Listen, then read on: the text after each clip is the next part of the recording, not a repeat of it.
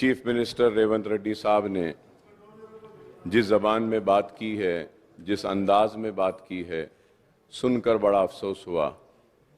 इस वजह से कि आज मैंने बीजेपी के एक बड़े लीडर को भी यही बात कहते हुए सुना, नाम लेना नहीं चाहता क्योंकि वह ऐवान में नहीं है। ऐवान के आदाब और रूल्स को मैं जानता हूं। बीजेपी के बड़े लीडर, मैं नाम नहीं लूंगा, उन्होंने यही बात कही जो चीफ मिनिस्टर रेवंत रेड्डी साहब ने कही कि पुराने शहर के लोग बरखी बिल्स बाकी हैं और भरते नहीं हैं। ऑनरेबल स्पीकर सर, मैं ये भी आपसे कहूंगा कि यह हाउस की कोई सैंटिटी है या नहीं है सर।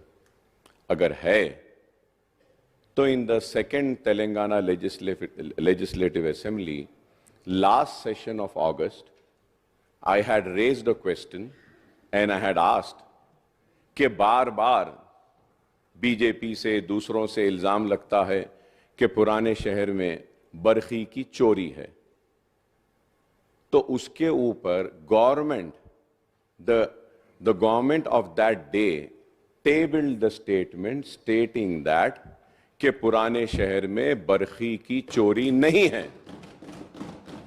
अगर तो मैं आपके जरिए चीफ मिनिस्टर साहब से क्लैरिफिकेशन चाहता हूं कि आप बरखी के बकायेजात, ड्यूस की बात कर रहे हैं या चोरी की बात कर रहे हैं। मैं देखिए साहब, मैं आपसे पूछ रहा हूं, क्या आप पुराने शहर में बरखी की चोरी है बोल रहे हैं या ड्यूज है बोल रहे हैं? స్పీకర్ సార్, ముఖ్యమంత్రి గారు, నేను ఒక ఓల్డ్ సిటీ గురించి చెప్పలే. విద్యుత్ బకాయిలు ఎక్కడెక్కడ ఉన్నాయో సిద్దిపేట నెంబర్ 1 మళ్ళీ నేను చెప్పదలుచుకున్నాను. 61.37 గజ్వెల్ డివిజన్లో 50.29, హైదరాబాద్ సౌత్ 43%. ఇవి విద్యుత్ బకాయిలు ఉన్నాయి, బిల్లులు రావడం లేదు. ఈ బిల్లులను చెల్లించిపించే బాధ్యత గజ్వెల్లో కేసీఆర్ గారు, సిద్దిపేటలో హరీష్ రావు గారు, హైదరాబాద్ సౌత్లో అక్బరుద్దీన్ ఓవైసీ గారు బాధ్యత తీసుకొని ఈ విద్యుత్ బకాయిలను చెల్లింపజేస్తే ఈ సంస్థ అప్పుల నుంచి బయటపడుతుంది. వారు అది కూడా మాట్లాడి ఈ ప్రభుత్వానికి సహకరిస్తే బాగుంటుందని నేను చెప్పిన. కాబట్టి వారు ఏదో ఊహించుకొని मैं सर मैं उतना ही बोला ना सर. आप जो क्लैरिफिकेशन पूछे मैं जिम्मेदारी से जवाब दिए. जवाब देना भी कोई गुनाह है क्या? हो गया बस.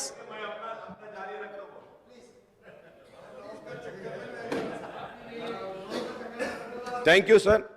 Thank you sir. अकबर साहब, आप बहुत सीनियर 6 टाइम्स एमएलए हैं, लीडर ऑफ द हाउस बात करते जब चेयर से बात करना, आप डायरेक्ट उनको बात करके बिठाना, ये अच्छी बात नहीं है साहब. ये अच्छी बात नहीं है साहब. नहीं sir, if I am using the mic, I know the rule positions. When I'm using the mic, everyone who's using the mic is supposed to address to the chair. Now the mic is here, I'm addressing it to you, sir. Please. If I have to address without the mic, yes, that is something different, sir. Please. Mic and without the mic is there. Sir, through you, sir. अब क्या नजर पे भी पाबंदी लगाएंगे आप? नजर पे भी पाबंदी, गर्दन पे भी पाबंदी. ऑनरेबल स्पीकर साहब, अब आप देखो साहब आप. Sir, Honorable Speaker, sir, I just want to clarify on 3-4 things which Honorable Chief Minister Saab had said. And it is very misleading, sir. Sir, every political party has the right to contest elections wherever they want. He says that MIM didn't allow Shabbir Ali to win. Did MIM contest in Nizamabad? Sir, and second thing about Jubilee Hills.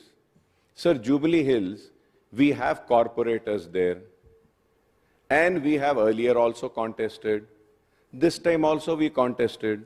You mean, and one more thing, sir, when when I do not have any objection when a Congress candidate is contesting against me, and rest of them also do not have. Congress contested at Karwan.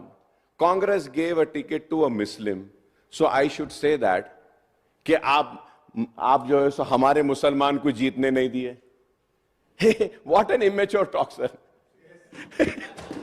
What is this? क्या मैं ये बोलूंगा? देखिए साहब, सवाल वो नहीं है कि आपको लड़ने का इख्तियार है, हमको लड़ने का इख्तियार है.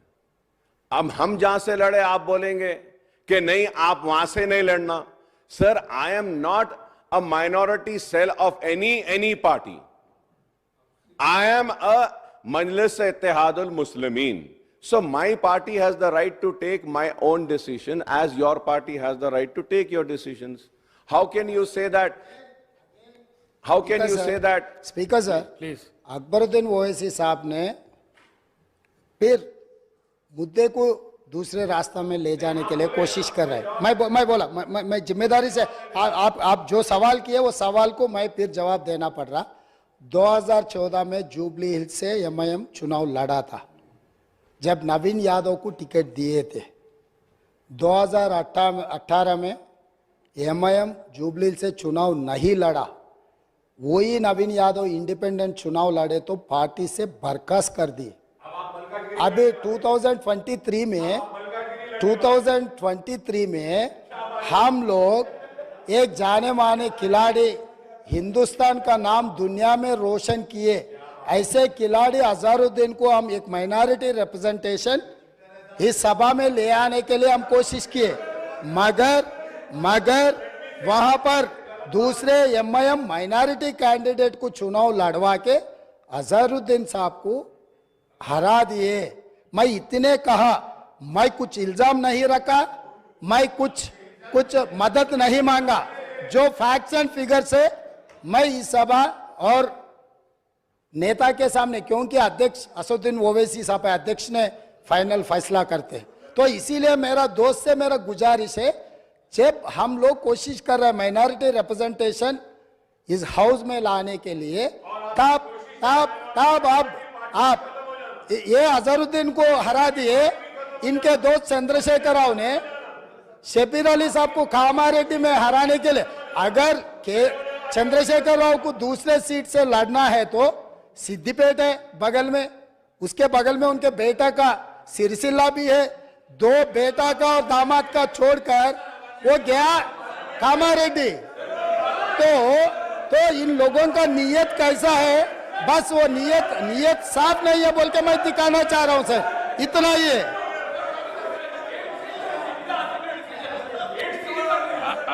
अकबर साहब.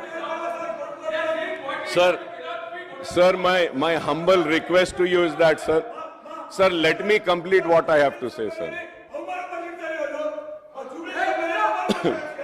Sir,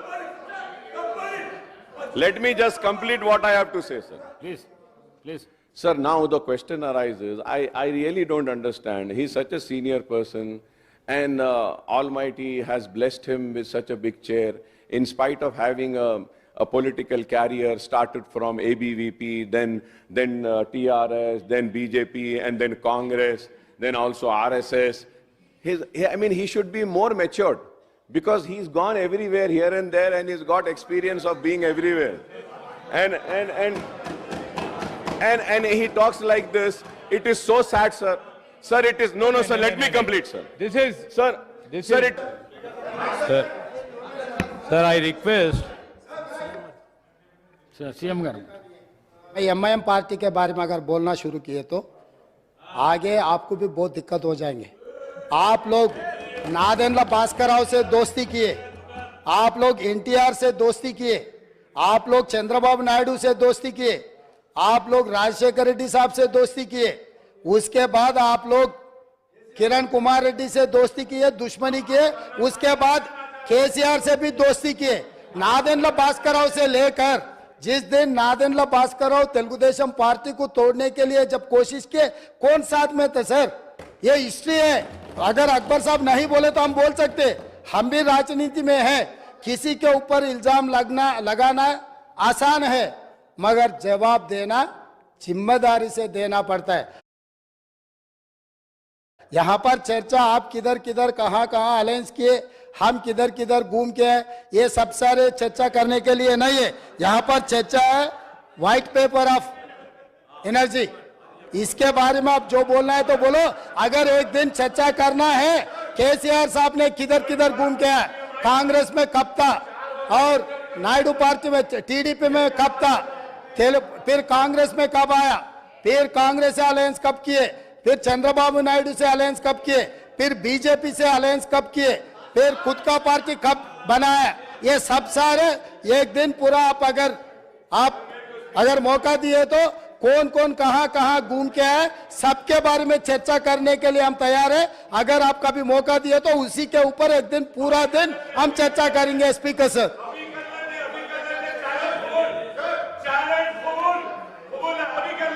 नहीं अब तो पावर के बाद सब्जेक्ट अब